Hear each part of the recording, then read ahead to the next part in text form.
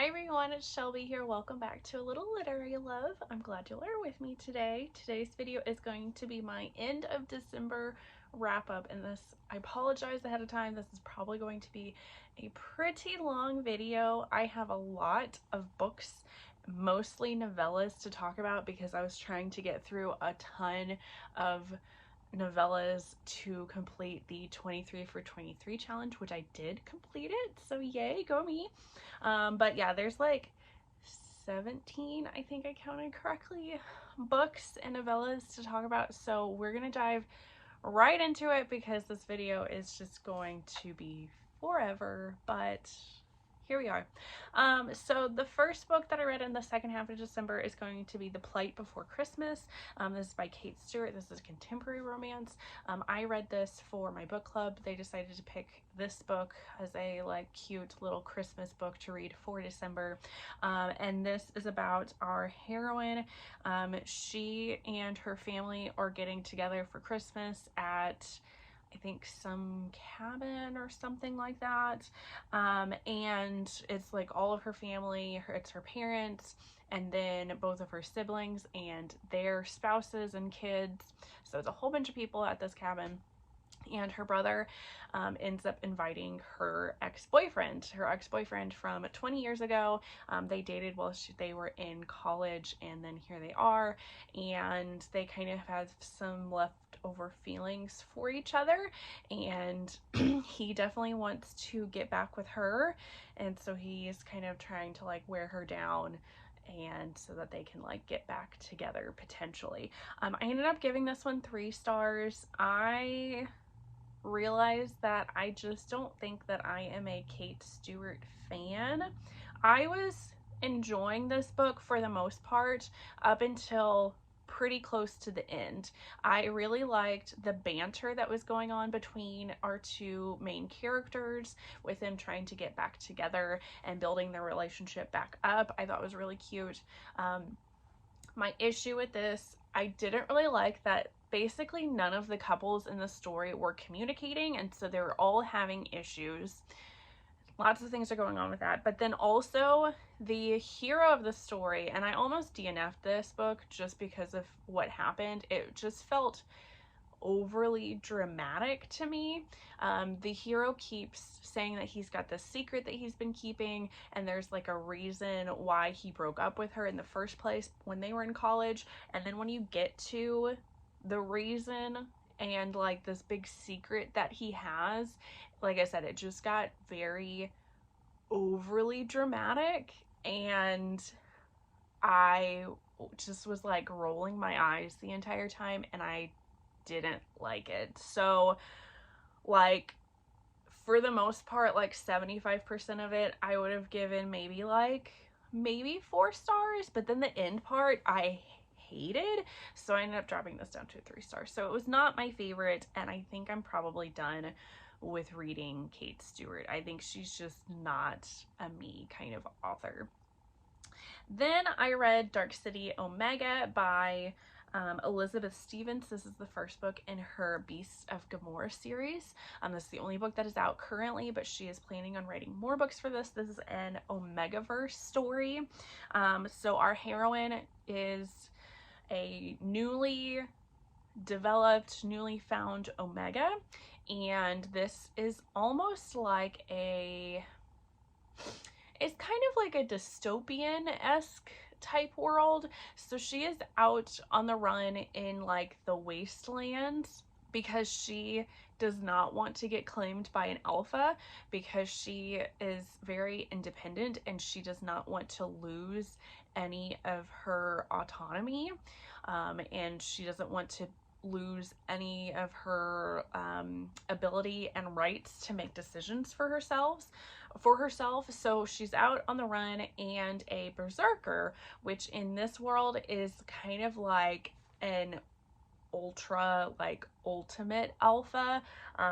They are higher than alphas, and they are the ones that control different cities in this world. So the Dark City berserker finds her and bites her and tries to mate with her and tries to take her, and so there's a big conflict there. So he finds her and is wanting to he's trying to take her back to his city. But then they also have all these other alphas that they come across that are competing to try to take her. So it's partly she's trying to get away from him, but she also kind of needs him and needs to stay with him so that he can help her protect her from these other alphas that are trying to take her. And they start to, along the way of getting to the Dark City, form a romance. So I gave this 4 stars. I didn't like parts of this because the hero does some things that I wasn't really happy about.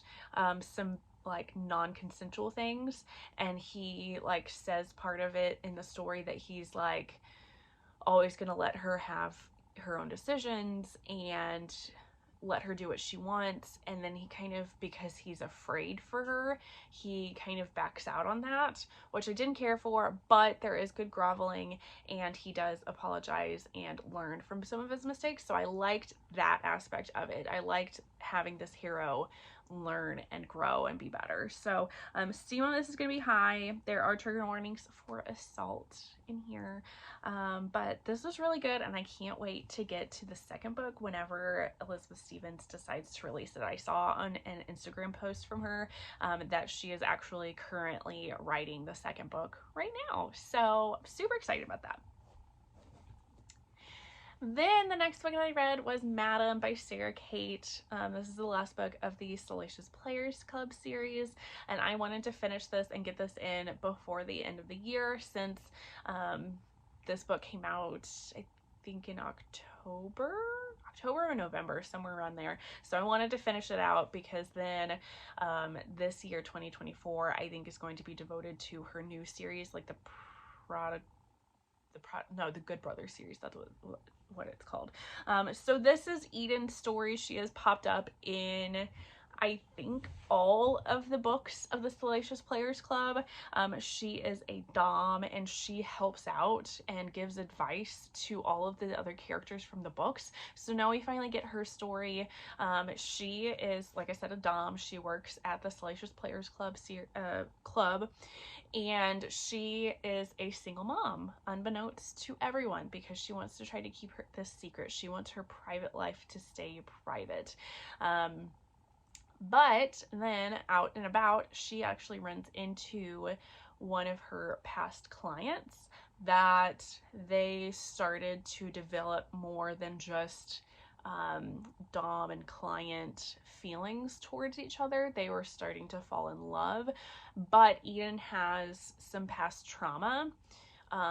She was abused in her prior relationship, and so she views love as trouble, that love can only bring bad things. And so she's very scared to open herself up to love again, so she broke things off with him. So they run into each other out and about when she's got her son, and this kind of intrigues him, and her son immediately latches onto him and wants to see him again, so they end up seeing each other more outside of this kinky type setting. But he has already kind of moved on, like sort of, and has his own girlfriend. So things can't really happen between him and Eden, but then him and his girlfriend are getting together, and his girlfriend finds out about him going to see Eden and wants to learn from Eden, because she's like, you know, I want to try to satisfy him in the bedroom too and provide him this aspect in our life. So she gets in touch with Eden and wants to take lessons from Eden on how to become a dom. But then she also kind of discovers that maybe she kind of has a crush on Eden, and this ends up turning into a throuple romance between Eden and, I literally didn't write any of the names of the other characters, but between all 3 of them. And I gave this one 4.5 stars. I really enjoyed this one. I don't know that this one is like my favorite of the series, but I liked the growth that all of these characters go through in this story.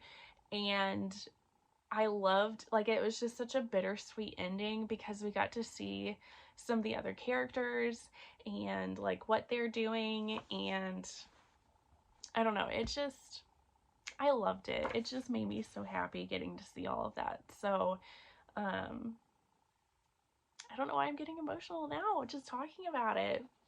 I loved it. I love this series. It just, I feel like I've gone on such a ride with this series and all these characters. And for it to be like the end, it's just like, it makes me so sad, but also like so happy too, like for all these characters. And I just can't wait to see what else Sara Cate has in store for us, because like she's become one of my favorite authors. So I don't know, I was gonna get emotional in this story, oh my god, or in this video. Okay, moving on. A quick one, Ho Ho Ho by Rilzy Adams. This is a quick little Christmas novella that I read. This is about our heroine. She has recently gotten divorced, and her ex-husband was the only guy that she has ever slept with, so she decides that she's gonna get her hoe on and just sleep with some other guys. I gave this 2 stars. I did not really care for this. This ends up being like she's telling this story to a bartender, and she's like relaying all these different guys that she slept with to him, and he kind of dubs them like the different, like, reindeer. But then she ends up getting, like, at the end being with that bartender guy. And I didn't really feel the connection between that, and I just thought that the story was poorly executed. I also think that this needed a really good editor. There is one bit later on in the novella where it switches to the guy's point of view just randomly, and I didn't really care for that either. I think it should have just stayed one point of view, or it should have been going back and forth from the beginning, but we just had this one random chapter that was from his point of view, and it just felt weird to me and very off. So I was not the biggest fan of this one, unfortunately. Then I read The Duke Who Didnt by Courtney Milan. This is the first book in her Wedgeford Trials series. This is a historical romance between, I think these characters are like Chinese Britain? Is that what it would be? Chinese Britain? Something like that. Anyway, so the hero is a duke, and he is back in this little small village that he frequented as a child, and he became friends with our heroine of the story, and he always had a crush on her, but he was always like leaving to go somewhere else.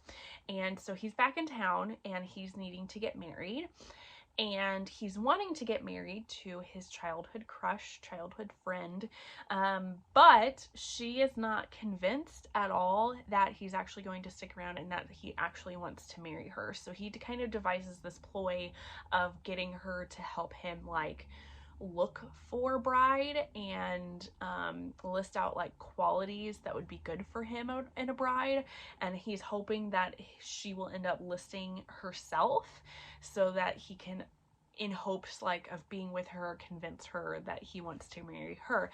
However, she also does not know that he is a duke and that he basically owns the town, and that this town is in debt to him.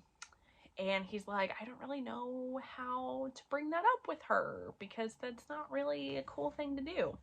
I gave this one 3 stars. I thought this one was meh. Like, it was cute and all, but I just couldn't really follow the story all that well. And I was just overall disappointed because I've heard really good things about Courtney Milan. She has like, I think it's called The Duchess War, maybe, is like this super amazing historical romance that everybody raves about. And so I was kind of expecting that kind of quality from this book, and I just thought this story overall was just kind of meh. Steam on this is going to be low medium. I realize I've not been saying how much the steam is on all of these. My bad. Then I read Dear Monster Claus by Maeve Black. This is a paranormal romance novella. This is about Zoe. She is a Cupid along with her siblings. And she is kind of sad because she's always helping people fall in love, and she's seeing all of this love, but she never gets to find love for herself. So it's Christmas time. This is her favorite season. She absolutely loves Christmas, and so she decides to write a letter to Santa in hopes that Santa will bring her love as her Christmas present. But then Santa, who gets this, is actually a like a dragon race, I guess is what it maybe would be called. And he opens her letter and like sees her writing and like smells it, and he's just like very intrigued by her and very turned on by her as well. So he decides to go meet her, and he has kind of like lost the Christmas spirit. He does not like really doing his job anymore and has kind of lost the meaning of Christmas. So they make a deal that she will help him rediscover the joy of Christmas, and he will help her find a love for Christmas. And they end up falling in love, and this was so good. I gave this one 4 stars. I love this one. I love the banter between this. It's very much like a Grumpy Sunshine kind of book, and it was very steamy, but it was also like so cute because of Zoe and just her absolute like joy and fun spirit. And it was such a joy to read. I really like this one, and I want to read, I think Maeve Black has one other novella. It's about both of their siblings getting together, and I'm super excited to try that one out. Then I read Santa's Come to Town by B. Love. This is another holiday novella. This is basically a second chance story about this couple, and they got divorced because they were not at the same stages in their life, and they were making each other unhappy, so they decided to get divorced. And now it's a few years later, and the guy is back in town, and he is posing as Santa at the local church, and he wants to get back together with his ex-wife. And that's basically what the story is. I gave it 3 stars. There's nothing really wrong with it. I just thought it was really boring. There was low to no steam on this either, which I was kind of expecting it to be more steam because how Cummin is spelled is like the, you know, like sexy kind. But it just was very like fade to black. So I just thought that was kind of weird. I was expecting more steam to it. Then I read Let It Snow by Michelle Stimpson. This is another holiday novella. This is about 2 characters that are going on trips for Christmas, and they end up, all of the flights at the airport end up getting canceled on Christmas Eve. So the 2 of them and several other people are just stuck at the airport for Christmas. Excuse me if I could talk today. And they decide to try to spread the Christmas cheer because there's a lot of like children there that are all upset about not being where they're supposed to be for Christmas and wondering if Santa's gonna come. So they decide to try to just spread the cheer for it. And they I don't even know, I mean, it's kind of a romance. This felt like more of just a prolonged meet cute, and this felt like maybe like an introduction to a romance, because it happened so quickly that it was more just kind of they really like each other and would like to try to start a relationship after this kind of story. There was no steam to this one whatsoever, but it was really cute, so I gave it 4 stars. Then I read another novella by Michelle Stimpson that was going to be All I Want for Christmas. This one I ended up giving 3.5 stars. This is about a female doctor. She's a single mom, and she's kind of always works Christmas. Her and this male nurse end up getting paired together by the hospital to help kind of like decorate like their wing of the hospital for Christmas. And they decide to try to get together like this family for this mutual patient that they have that's kind of a ornery, curmudgeon-y kind of person, but he's probably not going to make it too much longer, and he's all alone for Christmas. So I give this one 3.5 stars. I thought this one was fine, kind of boring. It did irritate me because since I am in the medical field, some of the stuff that they did to try to find this guy's family is against HIPAA, which is like patients' rights, and he did not want anybody to know that he was in the hospital, so they went against that and is illegal. So I have issues sometimes with reading books that take place in the medical field when they're not accurate, because I'm like, you can't just do that. That's not how that works. So it's hard for me, my brain, to like disassociate from that kind of thing and just go with it in a story. But there's that, and there's no steam to that one. The opposite of that, though, is going to be Trickshot by Kayla Grosse. Not sure how to say her name. This is another contemporary romance, and I can't remember if this one was novella length or not. It might have been. It might have been a little bit on the longer side of novella. This one is about this girl, and her flight gets canceled right before Christmas, and she, in like the airport bar, she runs into this guy that she thinks is a famous hockey player, and she ends up going home with him and his roommate to just have some fun times, like a fun one-night stand kind of situation, before then the next day she tries to find like a new flight home. I gave this one 3 stars. I am realizing that I am not a big, like, I like steam in my books, but I want there to be a good plot too. This was like 80% steam and 20% plot. It was mostly the good sexy times, which is fine if you like that. I don't mind it every once in a while, but it's just like not my favorite. And I also really am irritated. I hate it when there's lying going on in a couple. So this is like a throuple romance between her and like the 2 guys. And the 2 guys like to do stuff together too, and they kind of are a couple, but they don't like to, like, haven't wanted to say that they're a couple. But it takes a long time before they actually disclose to her who he actually is, and I just don't like that. Like, don't lie, just be honest. And it just kind of irritates me that that kind of was in the story, or at least how long it took for them to be honest. Then I read Coming Home by Kennedy Ryan. This is a just little novella.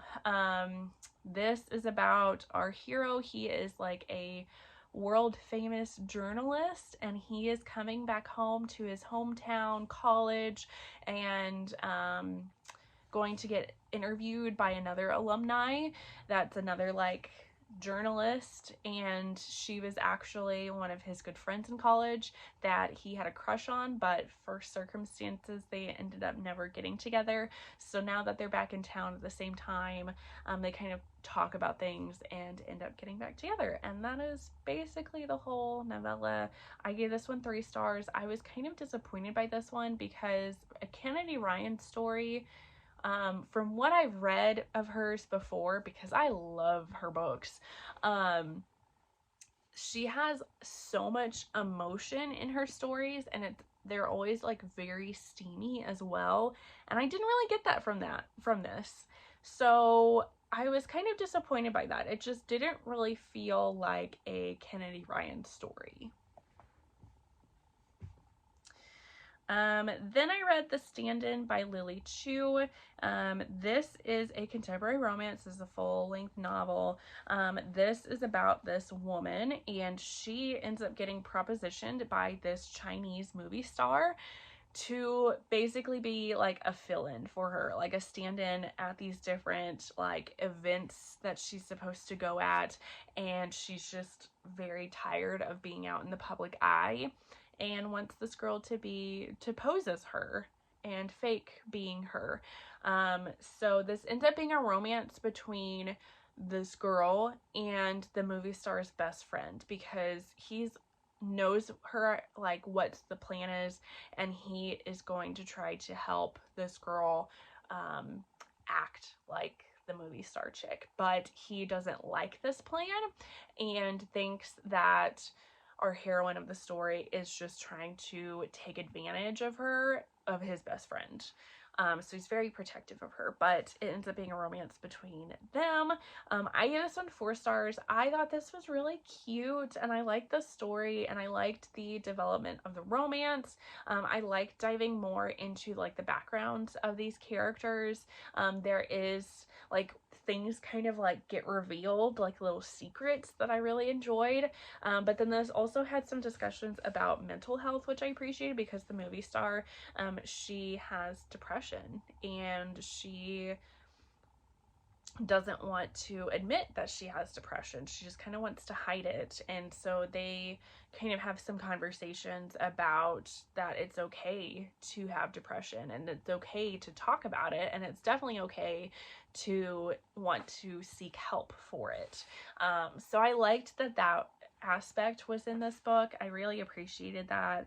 And like I said, I thought this was just a really cute story. Steam on this was like minimal, like it was pretty low if there was any steam at all. Then we get to my favorite book of the month. That is going to be Big Nick Energy by Morgan Elizabeth. This is another holiday romance. This is part of a series of hers, but I haven't read any of the rest of the books in the series. This is about Shay. She is a divorced single mom of 2, and she's just trying to make her way through the holidays in one piece. And she gets invited to a friend's Thanksgiving with his family, and her friend's dad has known about her, and he already kind of has a crush on her and really likes her and wants to maybe start a relationship with her, but he kind of puts his foot in his mouth like the first meeting, and he brings up like Elf on the Shelf to her kids. And she does not want that brought up, because she does not want that extra pressure and stress on herself to try to create this little like elf that does all these different kinds of scenarios. So she immediately hates him for doing this to her. So he decides to kind of fix his little faux pas, that he is going to drive to her house every night to set up this elf for her, so he can relieve any of that pressure from her. And he hopes by doing this that he can also try to spend a little bit more time with her and kind of woo her. I gave this 5 stars. I loved this book. So Shay has a lot of past trauma because her ex-husband was mostly verbally, but then it ended up becoming physically abusive to her. So that's why she ended up leaving him. So she has a lot of past trauma from that. But other than that, I am this character. Like, I have never identified with a character so much than I do with this character. She's a single mom of 2 girls. I am a single mom of 2 girls. I don't have that past trauma, but it has taken me a while to feel comfortable with trying to date again. And she's very much not okay with giving up control. It is hard for me to give up control of anything. She even has migraines, which I suffer from migraines. And then a lot of the things that she says, or how she thinks, and like the decisions that she makes, is exactly what I would do. So I just felt like when I was reading this, I felt like I was reading myself falling in love and finding a romance. And it was just, it made me feel so good to see that. And to see Nick. Nick was like total book boyfriend material. He is being added to my book boyfriend list. He's like that alpha male, but he is so patient with Shay and makes it very clear that everything, like with him trying to pursue her, is her choice and her decision. If she is not ready for anything, then he is not doing it. Like he said, she has to be the one to kiss him. He is not going to push her in any way with that. It has to be her choice and her decision. And I loved that. And he's also so good with her girls, and he's so sweet, and he thinks about everybody, and I love him, and I want my own Nick. But yes, my absolute favorite from December, maybe one of my top favorites of the year, honestly. It was so good. I loved it. Then we have about 3 more to go through, and we're going to go through them pretty quickly. So then when I read The Takedown by Lily Chu, and this is another contemporary romance. This is our 2 main characters, our hero and our heroine. They like to do these different like puzzles and like quest kind of games, like with this app that they play on, and they're like the number 1, number 2 spots for this game that they play. And then our heroine gets hired at his company, his family's company, because it was leaked that they are not a very like diverse company. So she gets hired as like a contract kind of person to make suggestions of where things can change and what they can do to help their company become more like diverse. But it becomes kind of this like espionage type thing at this company to try to make changes for the better. I was pretty bored with this one, honestly, so I gave it 3 stars. I again thought the romance aspect of it was really cute, and I liked the hero and the heroine, like how they're like really into puzzles and like trivia, was just adorable. But then the other aspects of the story with like the company and the espionage, while I think they are important things, and I did like seeing discussions of more diversity in the workplace and just in the world in general, and a lot of like the racist comments that were talked about in here, was very frustrating to me to read. While I feel like that it was important, it also felt like it kind of bogged down the story, and I feel like it could have been handled a little bit better, because the rest of the plot and the story I was just kind of meh on and pretty bored with, honestly. So then I read Her Night with Santa by Adriana Herrera. This is another holiday novella. This is about our heroine. She is the niece of one of the toy runners. So I'm assuming, because there's like 3 novellas in this like series that Adriana Herrera wrote. So I'm assuming it's like different lore, similar to Santa, of like toys being delivered to people. Anyway, so she is the niece of one of the toy runners. And then we have our other heroine. So this is a sapphic romance, who is Santa, but she is like the female Santa. Anyway, so our first heroine ends up meeting female Santa while Santa is on vacation after Christmas and after doing her toy run, and they just have like a steamy sort of one night stand together in this like beach villa, and that's about it. So I gave this 3 stars because this is another one that was pretty much just steam, not a ton of plot to it. and it really just left me wanting more. It was very short. It was shorter than I was expecting it to be. And I wanted more from this. I felt like it could have been a little bit longer. Even if she still wanted to keep it a novella, I feel like it could have been a little bit longer of a novella, and we could have gotten a little bit more development between the two characters, and their love, and it felt too quick to me. And then the last book that I read for the year and for December is going to be New Year, New Boo by Alexandria House. This is another novella, but this is a New Year's Eve novella, and it is about these two characters.